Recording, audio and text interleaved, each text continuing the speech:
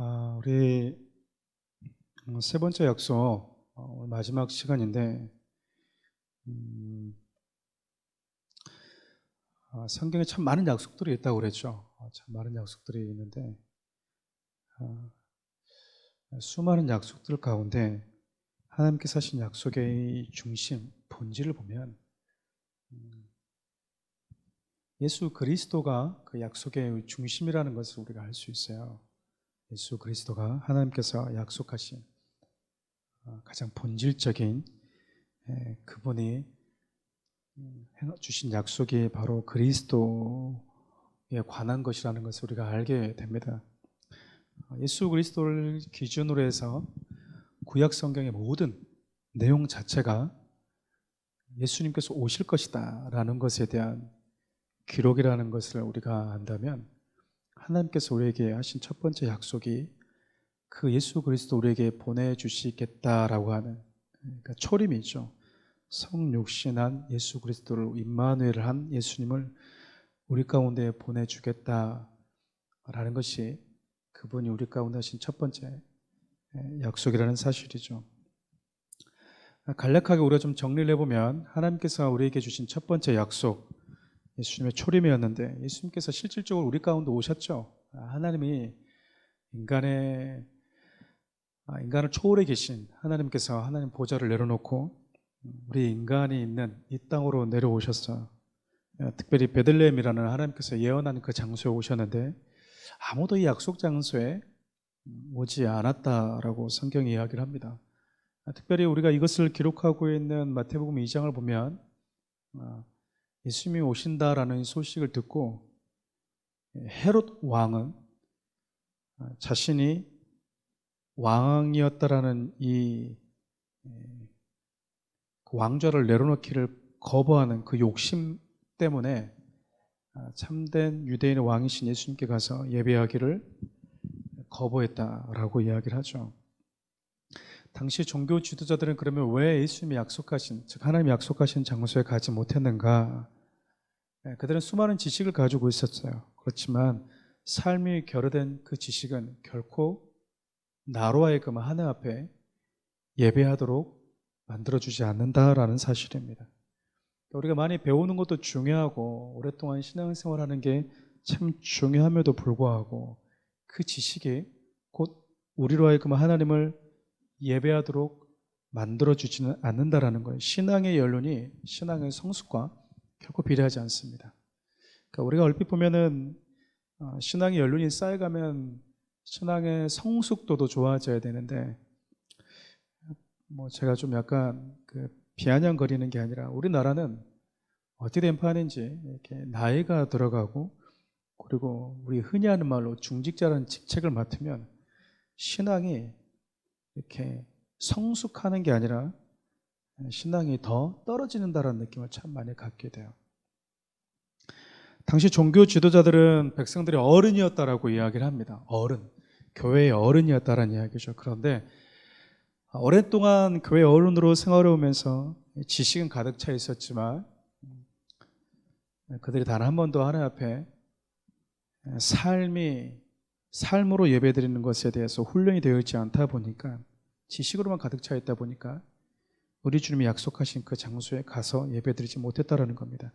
결국 헤롯 왕은 주인의 자리에서 내려오기를 거부했고, 백성들의 지도자들은 삶이 결여된 지식을 가지고 있었기에 하나님을 예배하는 자리에 가지 못했다라는 거죠.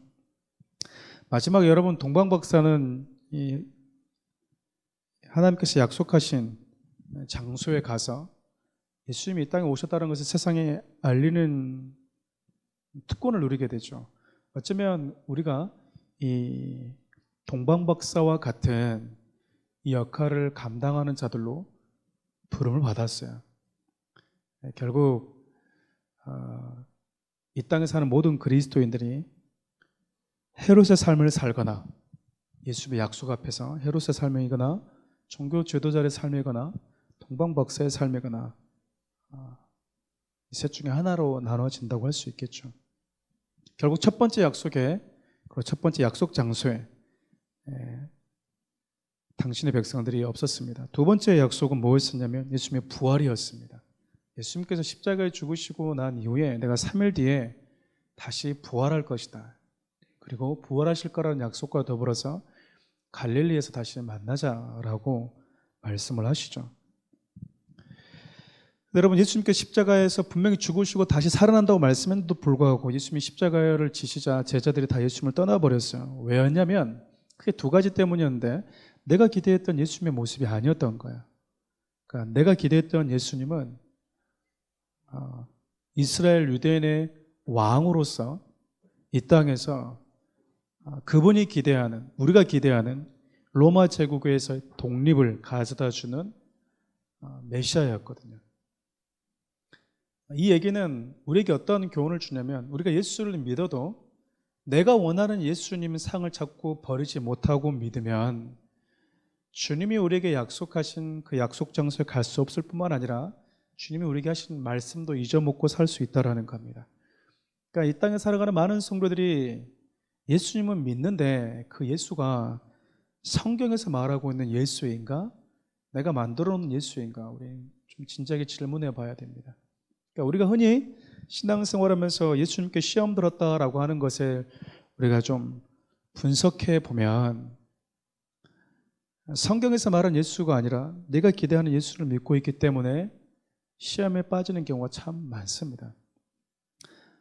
그래서 우리는 늘 신앙생활을 할 때 우리 주님이 말씀하신 나라와 내가 기대하는 나라, 예수님께서 나를 믿고 따르는 자들이 감당해야 될 삶과 내가 예수를 믿으면 내 삶 가운데 이런 일이 벌어지겠지라고 하는 그 기대감이 충돌할 때 내 생각을 내려놔야 될 필요가 있는 거예요. 왜냐하면 그걸 내려놓지 않으면 하나님의 말씀을, 하나님의 약속을 잊고 살 수 있기 때문에 그렇습니다. 제자들이 분명히 예수님께서 십자가에 죽으시고 난 이후에 부활할 거라는 약속을 했음에도 불구하고 이들은 다 예수님을 떠나버렸던 이유 중에 하나가 뭐냐면 세상의 이 조롱과 이 비난을 감수하면서까지 예수님을 따르고 싶지는 않았기 때문에 그래요. 결국 이들은 3일 뒤 갈릴리에서 만나자고 하는 예수님의 약속을 잊었고 그 약속 장소에 그 누구도 가지 않았습니다. 그러니까 여러분 보시면 첫 번째 약속 장소에도 두 번째 약속 장소에도 우리 예수님께서 약속하신 자들이 없었던 거죠. 오늘 세 번째 약속인데, 세 번째 약속은 크게 두 가지로 나누어지는데, 하나는 예수님께서 부활하시고 승천하신 이후에 성령님을 보내주겠다라는 것과 내가 다시 오겠다라고 하는 약속을 하십니다. 우리 사도행전 1장 4절 말씀이 그건데 함께 읽어볼까요? 사도와 함께 모이사 그들에게 분부하여 이르시되 예루살렘을 떠나지 말고 내게서 들은 바 아버지께서 약속하신 것을 기다리라. 요한은 물로 세례를 베풀었으나 너는 몇 날이 못되어 성령으로 세례를 받으리라 하셨느니라. 고린도전서 15장 6절을 볼 때 예수님이 승천하실 때 하신 이 약속을 들었던 사람들이 500명이었다라고 이야기를 합니다. 근데 여러분 아시다시피 마가다락방에서 몇 명이 모여서 기도했냐? 120명이 모여서 기도했어요. 그러면 380명은 어디 간 거죠? 어디 간 거잖아요. 어디 간 거예요. 예수님이 40일 만에 이 땅에 계시다가 40일 동안 계셨잖아요. 그리고 오순절에 예수님 성령님이 임하셨기 때문에 열흘 뒤에 온 거예요. 어떻게 보면 그 열을 못 참고 어디 간 겁니까? 어디 간 거예요.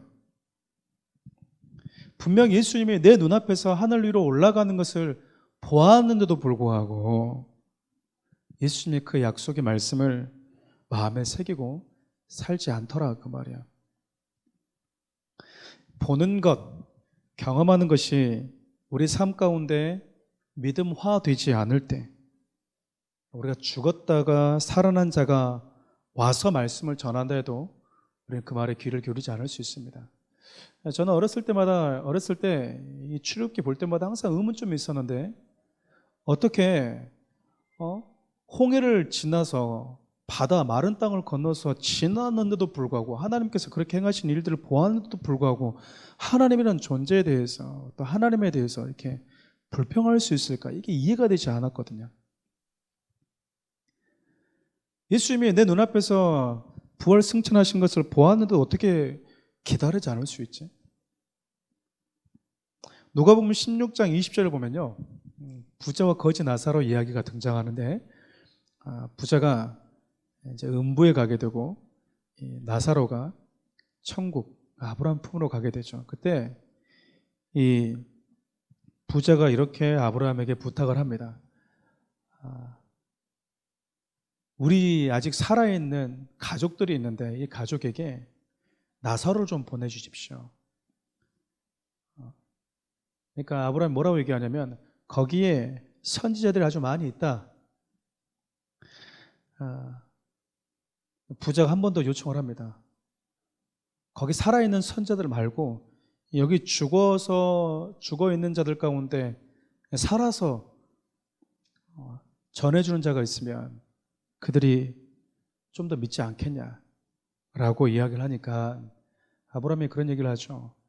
살아있는 자들 통해서 들려지는 메시지를 듣지 않으면 죽어서 살아난 자가 가서 전해도 듣지 않는다. 우리가 좀 독특하죠. 우리는 놀라운 기적적인 일을 행하면 또 그것을 경험하면 믿고 받아들일 것 같은데 그러지 않는다라는 거예요.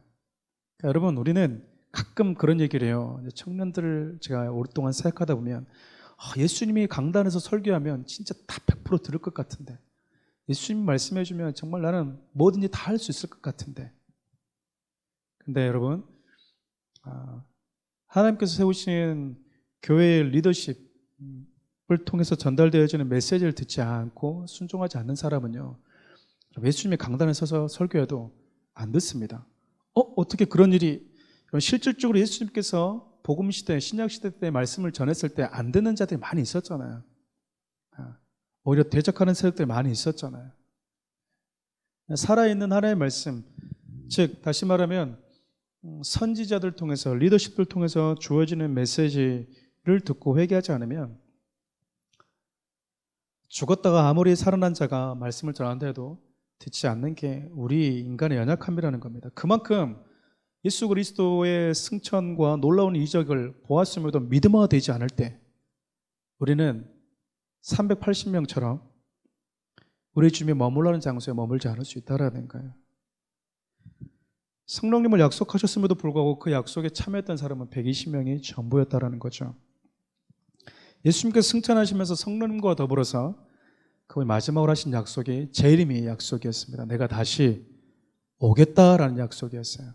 그분은 이 약속을 십자가에 못 박히시기 전에 자주 반복해서 하셨습니다.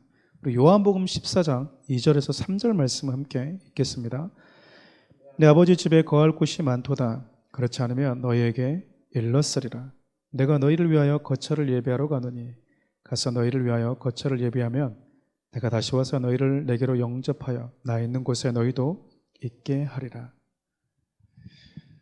예수님께서 지금 거처를 예배하러 간다, 이 표현은 유대인들의 결혼 문화를 염두에 두고 한 표현이라고 할 수 있습니다. 유대인들은 약혼식을 해서 법적인 부부가 된다 하더라도 곧바로 한 집에 신혼살림을 차리지를 않아요. 짧게는 1년, 좀 길게는 1년 반 정도의 기간을 신랑이 아버지 집에 가서 함께 아내와 살 이 집을 준비를 합니다. 그리고 어느 정도 집이 다 준비가 되었지만 아버지께서 아들에게 이제 너 신부 데려와라 라고 하죠. 그러면 그때 아들이 자기 신부를 데리러 옵니다. 그래서 지금 예수님께서 지금 그 표현을 가지고 얘기한 거예요. 내가 너희들과 함께 살 거처가 예비되면 내가 너희들이 있는 곳으로 다시 오겠다라고 표현하고 있는 거예요. 그러니까 승천하시고 끝나는 게 아니라 한 번 더 오시겠다라는 거예요. 여러분, 예수님의 초림은 죄인을 부르러 오신 사건이라면, 죄인들을 구원의 은혜로 초대한 사건이라면, 재림은 죄인을 부르러 오는 게 아니고요, 죄 가운데서 구원받은 예수께 속한 자들을 부르러 오십니다. 좀 쉽게 한마디로 얘기하자면 씨앗을 땅에 심으러 온 게 초림이라면 재림 때는 곡식을 거두러 온다라는 거야. 예수님의 심판은 곡식과 알곡을 나누는 추수의 개념이 있다라고 많은 학자들이 이야기를 하는데 바로 그 부분 때문에 그렇습니다. 우리가 심판 그러면 무섭다, 두렵다라고 생각하지만 심판은 알곡은 알곡대로 쭉정이는 쭉정이대로 분리해내는 작업이 있는 날이라고 보시면 돼요. 그러니까 예수님께서 이 땅에 오실 때는 예수의 생명이 있는 자와 예수의 부활의 생명이 없는 자를 나누는 날이기 때문에 그래요. 그래서 우리 주님은 마지막 날에 분명히 다시 오신다. 그런데 예수님의 재림은 우리에게 회개할 기회, 또다시 예수를 믿고 신앙생활을 할 수 있는 기회가 주어지는 날이 아니라 추수의 날, 모든 것이 끝나는 날이라는 거야. 그것이 예수님의 초림과 재림의 차이이기도 합니다. 사도행전 1장 11절을 보면 예수님께서 당신의 재림을 이렇게 말씀하세요. 이르되 갈릴리 사람들아 어찌하여 서서 하늘을 쳐다보느냐 너희 가운데서 하늘로 올려지신 이 예수는 하늘로 가심을 본 그대로 오시리라. 예수님께서 첫 번째 성육신에서 너희 가운데 오시겠다, 내가 부활하겠다라는 두 번째 약속, 그리고 성령을 보내준 이후에 내가 다시 오겠다라고 하는 재림. 지금 저와 여러분들에게 주어진, 또 실질적으로 지금 이 시대를 살아가는 자들에게 있어서 해당되는 약속이라고 할까요? 왜냐하면 예수님의 초림과 예수님의 부활은 이미 이루어졌기 때문에 그래요. 우리는 이 약속이 있었구나, 이 약속 장소에 누가 갔고 누가 못 갔구나라는 것을 이미 일어난 성경의 사건을 통해서 우리가 확인할 뿐이지, 다시 우리가 첫 번째 사건에 그 자리에 갈 수 있는 건 아니잖아요. 예수님 이미 부활하셨는데 우리가 어떻게 갈릴리를 갈 수 있겠습니까? 첫 번째 사건과 첫 번째 약속과 두 번째 약속은 이미 다 성취가 되었어요. 근데 아직 한 가지 약속이 이루어지지 않았습니다. 그게 뭘까요? 그 재림입니다. 그러니까 저와 여러분들은 이 예수님이 다시 온다라고 하는 재림의 약속, 이 세 번째 약속의 시대를 살아가고 있는 자라고 할 수가 있어요. 근데 많은 사람들이 예수님이 부활하신 이후에 살았던 초대교회 성도들이 예수님의 재림을 기다리질 않았습니다. 몇 가지 이유가 있었어요. 첫 번째는 예수님이 더디 올 거라고 생각했어요. 늦게 오겠지. 내 당대는 오지 않겠지. 베드로후서 3장 3절에서 5절 말씀 이렇게 기록하는데요. 함께 읽어볼까요? 먼저 이것을 알지니 말세에 조롱하는 자들이 와서 자기의 정욕을 따라 행하며 조롱하며 이르되 주께서 강림하신다는 약속이 어디 있느냐? 조상들이 잔 후부터 만물이 처음 창조될 때와 같이 그냥 있다 하니 이는 하늘이 옛적부터 있는 것과 땅의 물에서 나와 물로 성립된 것도 하나님의 말씀으로 된 것을 그들이 일부러 잊으려 함이로다.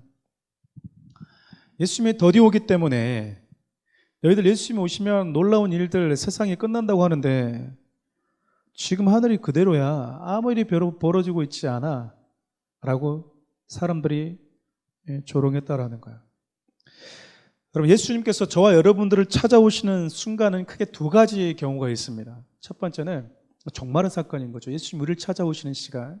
첫 번째는 개인적인 종말이에요. 개인적인 종말. 이것은 우리 모두에게 다 찾아오는 겁니다. 우리 예수님이 이제 됐다, 너 와라 그러면 그것은 우리 개인의 종말인 것입니다. 주님을 만나는 시간인 것이죠. 그래서 예수님께서 실질적으로 재림을 하지 않는다 하시더라도 우리 모두는 우리 인생 가운데 예수를 만나는 시간을 경험하게 되는 것입니다. 이게 모든 인간들이 피할 수 없는 개인적 종말이에요. 두 번째 종말은 전 인류적인 종말입니다. 예수님이 약속하신 대로 이 땅에 재림하시는 것이죠.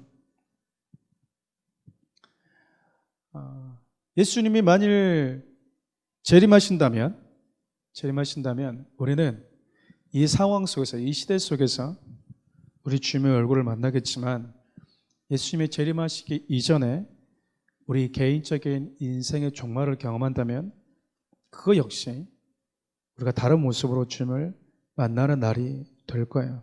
어찌됐든 우리 모두에게는 우리 주님이 찾아오시는 시간이 존재한다라는 겁니다. 그런데 하나님은 그 시간 동안 우리를 충분히 살게 하세요. 그냥 하나님이 태어나자마자 바로 불러올 수 있잖아요. 그냥 데려올 수 있잖아요. 가자, 이 땅은 힘들고 험악한 세상, 내가 사랑하는 너를 오랫동안 둘 수 없다. 그냥 가자라고 할 수 있잖아요. 근데 하나님 왜 우리 인생을 70년, 80년, 90년 이 땅에 살게 하시냐 그 말이죠. 구원 때문이라는 거예요. 구원 때문에. 내 개인의 구원은 물론이거니와 하나님의 나를 통해서 예수 그리스도의 이 재림을 알지 못하고 생명을 알지 못하고 살아가는 자들에게 나를 통해서 또 다른 자들이 구원 얻도록 하기 위한 우리 주님의 배려라는 겁니다. 그러니까 여러분 지금 저 여러분들이 살아있는 것은 하나님의 또 다른 배려인데 어떤 배려냐면 많이 먹고 재밌게 살다가 와라 얘기가 아니라 너를 통해서 세상에 종말이 있다는 것을 모르고 살아가는 자들에게 세상이 있다. 우리 주님이 오신다라는 사실을 구원의 날이 온다라는 사실을 알려주기 위한 주님의 배려라는 것이죠. 베드로서 3장 9절을 볼까요? 주의 약속은 어떤 이들이 더디다고 생각하는 것 같이 더딘 것이 아니라 오직 주께서는 너희를 대하여 오래 참으사 아무도 멸망하지 아니하고 다 회개하기에 이르기를 원하시느니라. 예수님께서 분명히 재림하실 건데 전 인류적 종말이 아니라 우리 개인적 종말에 있어서도 우리 주님이 우리에게 시간을 주는 것을 보면 우리 주님의 전 인류적 종말에 시간을 주신 이유도 같은 개념이라고 볼 수 있다라는 거죠. 왜 하나님이 나를 지금껏 살게 하시는가? 고통 속에서 아픔과 슬픔을 경험한 상처투성의 나를 이제 그냥 위로하기 위해서 와라 나를 그냥 부르면 끝날 일인데 왜 살게 하시는가? 그 이유와 우리 주님이 지금 당장 오시지 않는 그 이유 역시 같은 개념에서 우리가 살펴볼 수 있다는 거예요. 그러니까 여러분들과 저는 어떻게 살아야 된다는 이야기입니까? 세상 가운데 하나님이 지금 나를 통해서 너를 구원하기를 원하신다. 아직 예수를 모르는 너에 대한 우리 주님의 배려이다라는 거죠.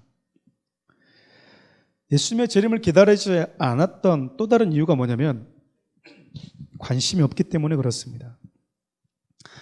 예수님의 오심에 대한 관심이 없고 우리의 관심이 온통 이 세상에 쏠려 있다라는 거죠. 마태복음 24장 37절 39절을 보면 노아 시대 때 사람들의 모습이 등장합니다. 그들이 곧 하나님의 심판이 임재하고 당돌했음에도 불구하고 먹고 마시고 장가 가는데 그들이 정신이 팔려 있었다라고 이야기합니다. 먹고 마시고 장가 가는 것은 우리가 일상을 살아가는 우리 모든 사람들의 평범한 일상과도 같습니다. 근데 그 평범한 일상 속에서 무엇을 잊고 살아가는가, 무엇을 기억하며 살아가는가 아주 중요해요. 근데 그들은 뭘 잊고 먹고 마시고 장가 갔다라고 이야기하냐면 내 앞에 지금 하나님의 심판이 당돌했다라는 것을 잊은 채 세상의 관심과 세상의 즐거움과 세상에 주는 쾌락에 빠져서 살아갔다라는 거예요. 가끔 그런 생각을 해봅니다. 북한에 사는 성도들과 대한민국에 사는 성도들, 이 두 성도들 가운데 누가 예수님의 재림을 더 간절히 원할까? 어떤 분일 것 같습니까? 물론 꼭 그런 것은 아니지만 꼭 그렇게 수박 딱 쪼개듯이 이렇게 이건 이거다라고 말할 수 있는 건 아니지만 그래도 일반적으로 보면 그 지하에서 가정에서 숨어서 예배드리는 자들이 더 간절하지 않을까? 왜냐하면 그들은 세상에 별 소망이 없는 거예요. 그들이 북한이라는 사회에서 소망을 갖겠습니까? 성경 하나 들고 있다라는 그 이유 하나 때문에 잡혀 들어가는 곳인데 다른 종교의 서적 들고 있다고 잡혀가는 건 못 봤어요. 성경책을 들고 있다라는 그 이유 하나 때문에 자기 온 가족을 잡아 죽이는 그 나라에 무슨 소망이 있겠습니까? 무슨 미련이 있겠어요? 더 살고 싶다. 이렇게 아름다운 나라. 그런 마음이 들겠습니까?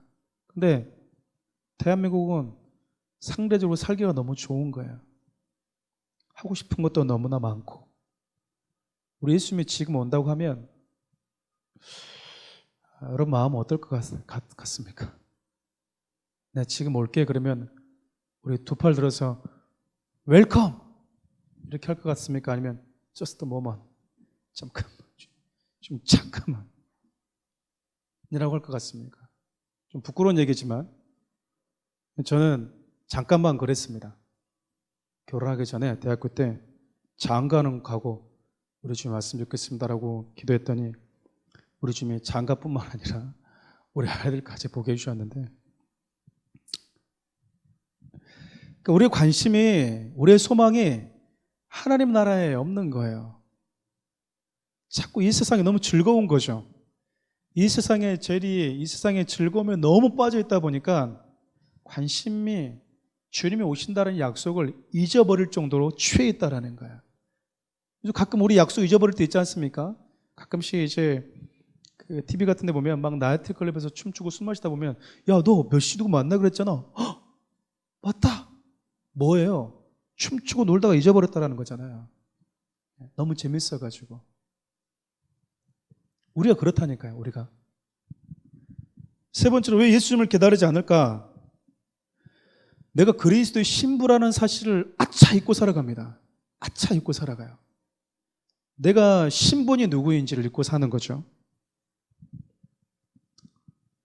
아, 내가 신랑을 기다리는 신부구나 라는 사실, 내가 신부라는 이 신분과 영광스러운 이 직책을 하나님 나한테 주셨구나라는 사실을 잊어버린다고요. 자주 제가 드는 비유 중에 하나입니다. 남편이 한 달 동안 외국에 출장을 가기로 되어 있어요. 여보, 이번 출장은 좀 길 것 같아. 얼마나 걸리는데요? 약 한 달 정도 걸릴 것 같아. 그래요. 건강에 잘 갔다 와요. 기다릴게요. 이렇게 얘기한 남편이 갑자기 전화가 온 거예요. 여보, 일이 좀 빨리 끝났어. 아, 보름 일찍 갈 것 같아. 이렇게 얘기하면 아내분들은 어떻게 해야 됩니까? 기분이 좋아야 됩니까? 아니면은 왜? 왜 이렇게 빨리 오는데? 우리가 화를 내는 거야, 하나님, 예수님께. 어차피 예수님이 빨리 못 오는 게 이 믿는 자들을, 성도들한테 이런 대우 받을까봐 그런 게 아닐까 싶기도 해요. 예수 왜 이렇게 빨리 와요? 이렇게 빨리 와. 환영받고 있지 못하는 거죠. 보통 신부들은 어떻게 됩니까? 아내들은 기분이 좋아야죠. 한 달 만에 온다고 그랬는데 더 빨리 오니까 기분이 좋아야 되고, 만일 남편이 여보 한 달 만에 갈 줄 알았는데 일이 좀 늦어서 한 보름 더 있다 가야 될 것 같아, 그러면 슬퍼야 되거든요. 근데 우리는 어떻게 하냐면 일주일 빨리 온다고 그러면 너무 슬프고, 보름 늦게 온다고 그러면 나 자유 얻었네, 너 자유 얻었네 이렇게 되는 거예요. 뭔가 고장난 거죠. 신앙에 있어서 예수 그리스도가 다시 온다라고 하는 그 약속에 대해서 진지하게 반응하고 그것을 마음에 새기면서 살아가는 성도들이 많이 사라져버린 시대입니다. 여러분, 우리 첫 번째 약속, 두 번째 약속 지키지 못했던 사람들 보면 우리 어땠습니까? 첫 번째 약속의 장소에 가지 못했던 헤로드 왕이나 특별히 유대 지도자들을 보면서 여러분들 어떤 마음을 느끼셨어요? 특별히 유대인 지도자들은 얘기를 하잖아요. 언제 어디서 태어날 건지 알고 있잖아요. 그리고 왕이 태어났다는 소식을 들었잖아요. 그런데 안 가잖아요. 너무 답답하지 않나요? 왜 약속 장소에 안 가지? 오셨다는데? 두 번째 약속 장소에 가지 않았던 사람들도 보면 우리 좀 답답하지 않습니까? 예수님 부활하신다는데 갈릴리에서 만나자고 하는데 왜 그 약속을 한 달 뒤에 만나자는 것도 아니고 3일 뒤에 만나자고 하는 약속도 왜 기억을 못하지? 야, 나 같으면 그 약속 장소에 갔을 것 같은데. 세 번째 약속을 기다리고 있는 저 여러분들에게 하나님 똑같이 질문하세요. 기다리고 있냐? 그 말이죠. 기다리고 있냐? 여러분 잘 아시는 손영호 목사님이 작사한 낮에나 밤에나라는 복음송이 있어요. 낮에나 밤에나 눈물 머금고, 이 찬양이 있어요. 어렸을 때 참 많이 불렀는데, 부흥집회할 때.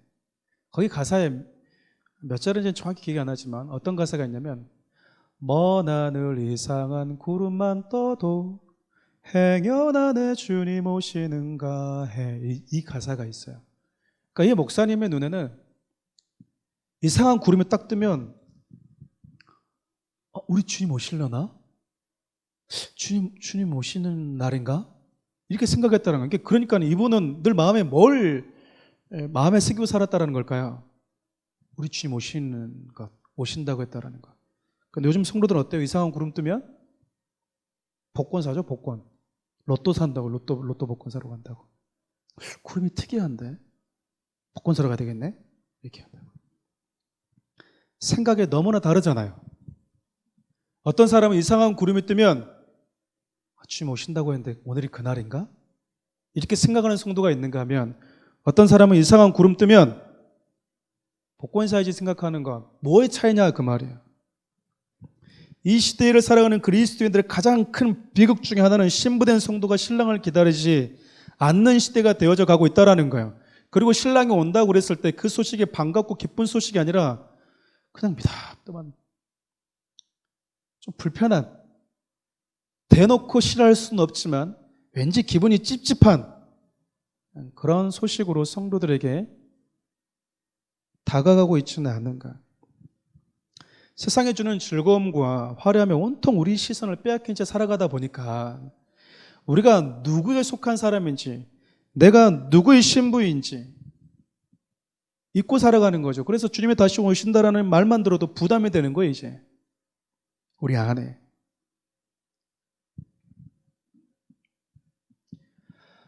말씀을 정리할까 합니다. 여러분, 첫 번째 약속의 장소에 그 약속 받았던 자들은 그 약속 장소에 없었습니다.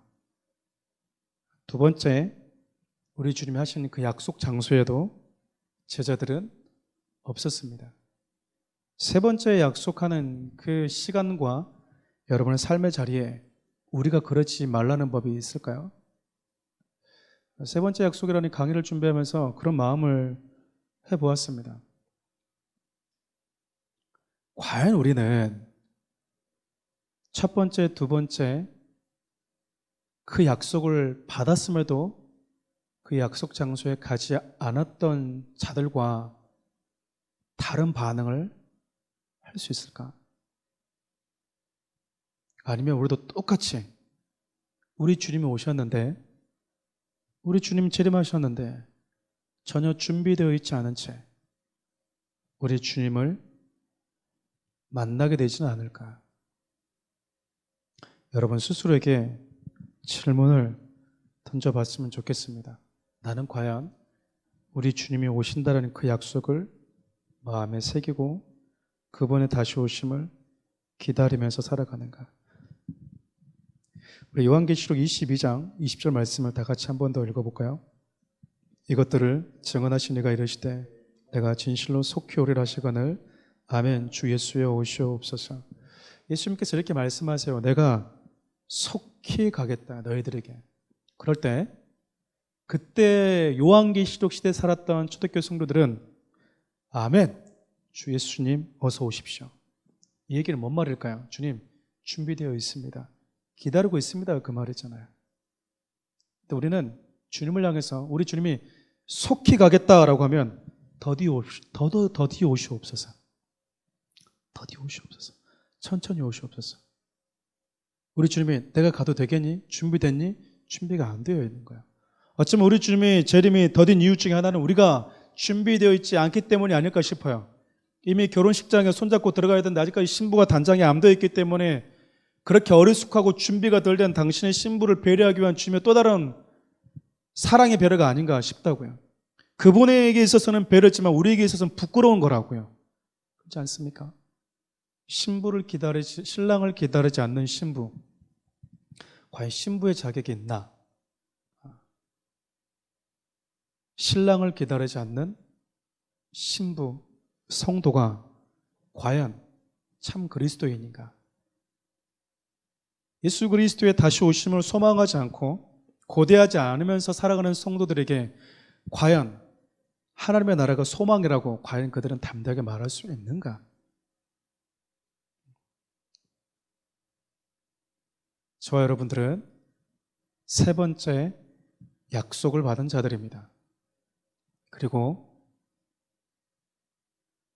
그 약속을 첫 번째, 두 번째 사람들과 다르게 신실하게, 성실하게 그 약속을 마음에 새겨서 첫 번째, 두 번째 약속 장소에 없었던 당신의 백성들을 바라보면서 가슴 아파했던 우리 주님의 그 아픔이 반복되지 않도록 여러분들이 마라나타의 신앙을 가지고 신앙생활 하실 수 있었으면 참 좋겠어요. 그래서 우리 주님이 다시 오실 때 내가 속히 가리라 하면 아멘. 주님 속히 오시옵소서. 속히 오시옵소서. 심판의 날에 소돔과 고모라를 심판할 때 롯의 아내가 뒤를 쳐다봤는데 두고 온 게 너무 많은 거예요. 두고 온 게. 너무 많은 미련이 남았다고요. 아멘 주 예수에 오시옵소서라고 말하지 못하게 만드는 그 미련이, 그 아쉬움이 무엇인지 우리는 냉철하게 점검해야 되고요. 그것을 과감하게 십자가에 못 박을 줄 알아야 합니다. 바라기는 세 번째 약속을 받은 시대를 살아가는 저 여러분, 첫 번째, 두 번째 약속받은 자들이 범했던 과오를 반복하지 않기를 바라고요. 다 같이 주님 오시는 그날 주님 내가 여기 있습니다 라고 하면서 기쁨 속에서 우리 주님과 재회하는 그런 성도들 될 수 있기를 바라요. 그럼 기도할까요?